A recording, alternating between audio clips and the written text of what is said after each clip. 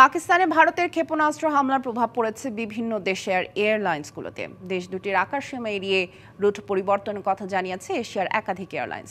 ৮ ঘন্টা বন্ধ থাকার পর লাহোর ও করাচি সহ বেশ কয়েকটি বিমানবন্দরে ফ্লাইট চলাচল ধীরে ধীরে স্বাভাবিক হতে শুরু করেছে। লাহোর থেকে করাচিগামী প্রথম ফ্লাইট নির্ধারিত সময় ছেড়ে গেছে। দুবাইগামী একটি ফ্লাইট নির্ধারিত সময়ের আগেই ছেড়ে যায়, তবে ইস্তাম্বুলগামী আরেকটি ফ্লাইট বিলম্বিত হয়। এছাড়া জেদ্দা থেকে লাহোরগামী ফ্লাইট উত্তেজনার কারণে করাচি অবতরণ করে। তাইওয়ানের ইভিএ এয়ার জানিয়েছে নিরাপত্তার স্বার্থে ইউরোপের সঙ্গে সব ফ্লাইট ভারত পাকিস্তানের আকাশসীমা এড়িয়ে চলছে।